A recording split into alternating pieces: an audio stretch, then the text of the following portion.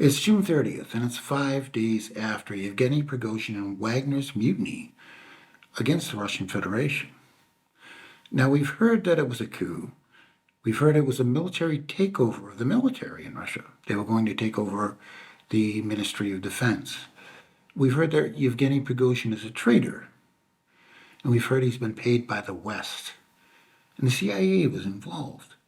And maybe MI6. But what I'm offering is the chance to take a more evolved look at this situation. And the thing that everybody's ignoring is the fact that most people, and I mean most people, tend to act in their own self-interest. We tend to look at it, especially in media, as one or two-dimensional creatures, people involved in events, when in fact, there's always the what's in it for me play there. And it really doesn't matter where you go. That's just human nature. But by making people involved in events one-dimensional creatures, it's easier to turn them into blocks. So when we see something by Russia, well, all it means is that someone with a Russian name or speaks the Russian language is involved. But you're automatically tagging in Vladimir Putin and the Duma, or the military, or whatever. The same thing goes on in the West, between the Democrats, the Republicans. The same thing goes on everywhere. It's a lot easier to deal with people when it's a continuous block of undivided thought, and it's not the way things work in real life.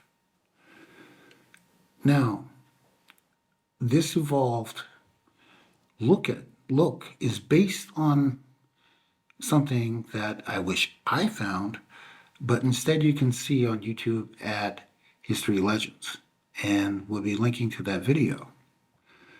Now we're going to look at what the genesis of this mutiny actually was, and it was fairly innocent, to be honest with you. And it just shows how much self-involvement, self-determination goes into events. Now, in an interview with War Gonzo, Prigozhin is asked if he's going to march on Moscow, and Prigozhin said that the idea hadn't occurred to him before, but it's interesting. Now watch this clip, and you can see the wheels actually start to turn by the look on his face as he responds. Take a look. Припасы вам не дают, потому что вы можете там пушки чуть ли не на Москву развернуть, пойти там Кремль штурмовать и так далее. Ну, такие опасения, они насколько беспочвенны? Пойдем ли мы на Москву? Ну, вот они говорят, ну как они, вот типа оправдывают, якобы, вот нельзя, ЧВК Вагнера, вот они достигли уже такой автономии, у Пригожина такие политические амбиции. Вот сейчас он возьмет свою, значит, эту частную армию, развернет и захватит власть в России. Да, Семен, смотри, по поводу похода на Москву. Мысль интересная, но не думали. Я не предлагал. Нет, ну да, я... We're going to explore why this happened. Now, what you may not know is that Wagner actually isn't licensed to operate on Russian soil. As a PMC, they're authorized to operate worldwide, but not on the home soil. So when LNR, Lugansk People's Republic, Donetsk People's Republic, Kherson and Zaporozhye voted to ascend to the Russian Federation and become part of Russia, Wagner Ops technically became illegal. Now, September 2022 rolls around. Wagner starts recruiting in the prisons. At first, it didn't go well, but he got big incentives from the government. Not only freedom, but a chance, and he gave these men in prison the opportunity to re-enter society as heroes, to make good money, a good wage, and to be patriotic for their country. And it's not something you really think about, but if you go into any prison anywhere in the world, they may be criminals, but if someone threatens their country, well, these men and women that are in these prison cells would go to war for their country. They're still patriotic. They just have criminal tendencies. This caused Wagner's PMC to go from 5,000 soldiers to over 50,000 soldiers very, very quickly. Now, this was concerning to the Russian Ministry of Defense. Obviously, as War Gonzo pointed out, you'd be a little concerned if a PMC had gained that much autonomy and that much respect and devotion from its soldiers inside your country. Well, in late winter, the Russian Federation made it illegal for Wagner to recruit from prisons anymore. At the same time, it started its own program, and that's how this new battle group in the Russian army, Storm Z, was formed. They're doing the same thing. Now, towards the end of their contract, the Ministry of Defense tells Wagner they're going to be absorbed into the regular army. Now, think about it this way. You're a businessman, a group of businessmen. It's not just Yevgeny Prigozhin. Your leaders, these are officers, high-end officers out of the Russian military that started this company. Everything you'd built was going to be absorbed by the government.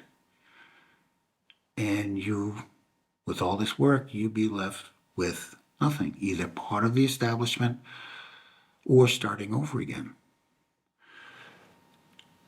To make the point, the ammo and weapons started slowing down the deliveries in Bakhmut.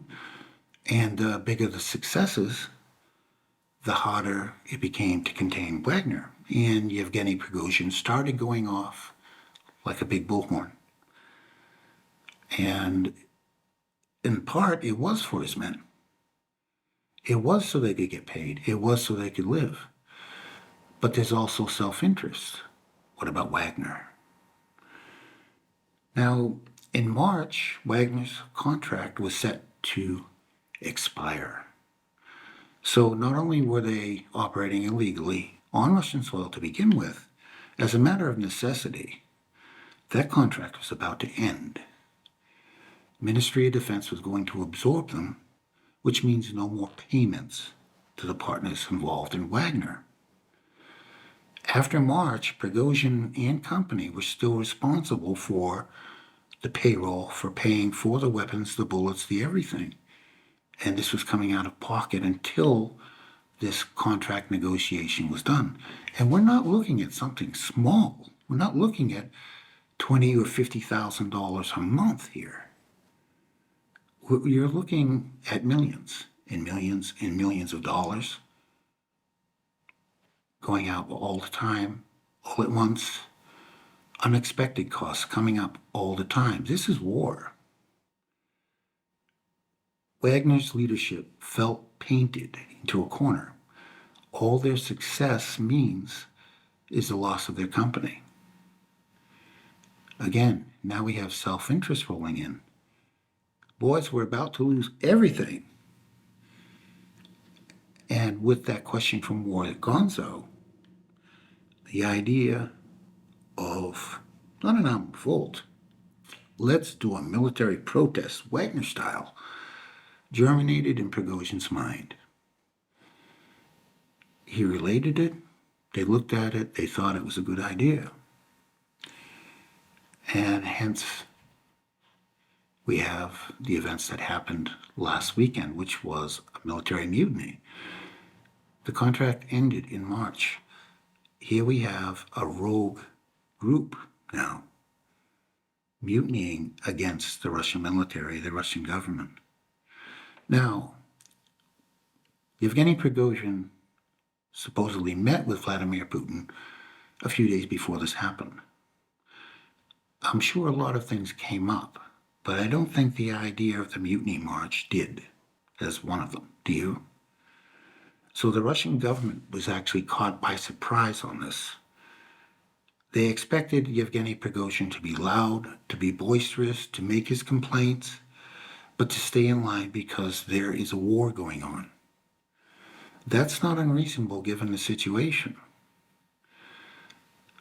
Would it be sorted out? Could it be sorted out? Who knows? But Wagner's soldiers that went along with this, a lot of them, for the most part, didn't even understand what they were doing. Now, can you imagine being on that so-called march, that caravan to Moscow, and all of a sudden you find out. Now, you were released from prison, you're very patriotic to your country, and then all of a sudden you find out, holy guacamole, Batman, I'm part of a coup, and I'd vote for Putin. What do you do now? These men were put in that position, and quite frankly, it was unfair of Prigozhin to do this, to not let them know what they were being involved in. Now, the ones that did, obviously. And think about it this way with all of Wagner's soldiers.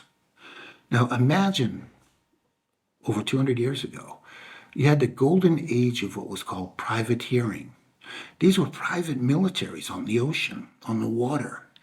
They were attacking other countries' vessels with not just the blessing of their country, they already had amnesty agreements. Everything was all set. It was perfectly legal in acting for their country. But there came a day, that single day, when privateering ended. And these privateers that were patriots for their country, and they were, even though they're pirates at heart, all of a sudden became pirates for real and hunted. Imagine that one single day when you find that out. After doing this for, we'll say, 20 years for your country. Well, after the short time that Wagner's actually been in existence, which is 2014, that's where they found themselves. Now, they were given the option to join the Russian military. And obviously, well, they made a bad choice. Now, what about these aircraft that were shot down, helicopters, airplane, and these pilots that died? Put yourself in the shoes of these men that are on the road. Now, whether the ones who fired or not knew or not that this was going to be a march on Moscow, whether it was a protest or not, or they actually would have tried to make it to the Ministry of Defense or not, is redundant to the point. These men were scared to death, and they acted criminally. That's what happened, and that's what scared people do. See, there is no justification for that. Imagine it happening in the United States of America. Imagine it happening in Britain or Australia or Germany or anywhere else. Imagine any of this. Well, what would have happened in any of those countries? In the United States, if the same or similar situation happened, well, let's say a Blackwater stood up and started marching towards Washington, Air National Guard would have been called out, baby. And that road of death in Iraq would have appeared in the Carolinas or Virginia or wherever. They would not have been allowed to proceed. What happened, and given the circumstances, you really have to give the Russian people a lot of credit. The fact that, one, they know who they are. Two, they know who their leader is. You don't have to agree with Russia policy, or anything like that at all to admire the fact that these people chose their country. When we look at all this, that we don't know all the effects, the after effects. What exactly was Prigozhin? What was the end goal of his move? When he went, he was given the opportunity to go to Belarus. What that did was give Prigozhin and the other leaders of his company, the opportunity to put the company back in the black again. A week before all this happened, Wagner was looking for translators, and they'd been offered big contracts in Africa. To do that, they needed to be pulled out of the Ukrainian situation altogether. That might have been all Prigozhin and company were looking for, even though the extreme means the route they took was, well, illegal, and quite frankly, I'd go as far to say is immoral. They got that. By moving to Belarus, they can now work internationally again, and they don't have to worry about Wagner itself, the company itself, and their finances being compromised. Most of Wagner stayed in place and on the battle lines, and this is something that's not put into the media enough. The leadership wasn't changed. The same leaders from top to bottom are still there. They've been absorbed into the Russian army. Now, this has to say something about the known patriotism of these men and women for their country,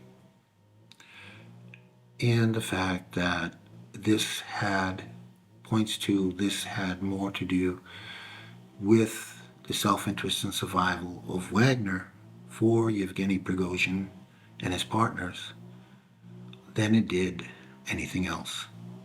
I'm George Eliason, and this is my take on all of this. Thank you.